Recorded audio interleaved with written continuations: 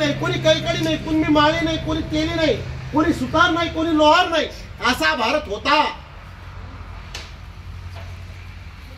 जेव्हा असा भारत होता तेव्हा युवराज दादाचं माझं काय नातं होतं?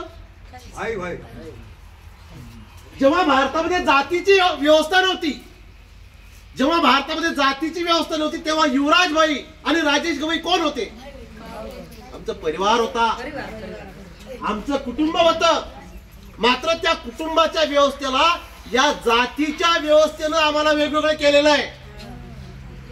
आणि म्हणून मग आता आम्ही स्वतः आम्ही आदिवासी, आम्ही आदिवासी, आम्ही आदिवासी सोडून द्या. आम्ही एक परिवार, आम्ही मूल्यवान आहोत.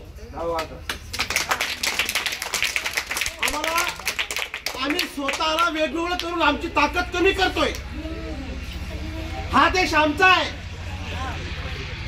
हा देश ब्राह्मणांचा नाही,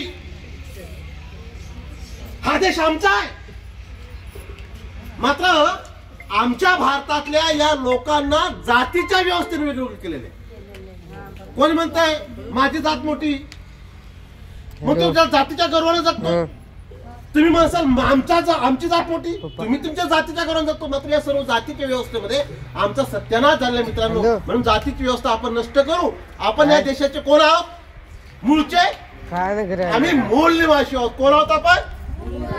मूळ निवासी आहोत. आणि ती मूळ निवासी आयडेंटिटी जोपर्यंत आम्ही या देशामध्ये निर्माण करणार नाही मित्रांनो, तोपर्यंत आम्ही बहुसंख्याक बनणार नाही. आज आपण बघतोय 75 वर्षामध्ये वाड्या वस्त्यावर आमच्या मुलांना शिक्षण मिळू लागले नाही.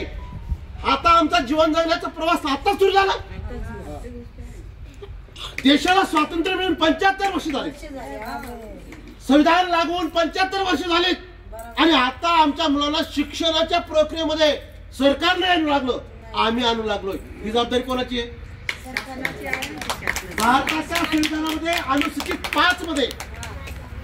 अनुसूची 5 मध्ये स्पेशल संविधानामध्ये बाबासाहेबांनी स्पेशल या देशातले जे आदिवासी आहेत, जे मूळ निवासी लोक आहेत, त्यांच्यासाठी स्पेशल तरतूद केलेली आहे.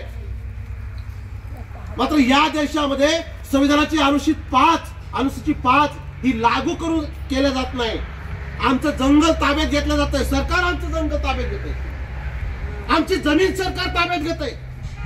जमीन, जंगल, जल ही आमची संपत्ती आहे, ही आमची धारवर आहे. मात्र या सर्व व्यवस्थेला ही व्यवस्था आमच्यातून ते हिसकावून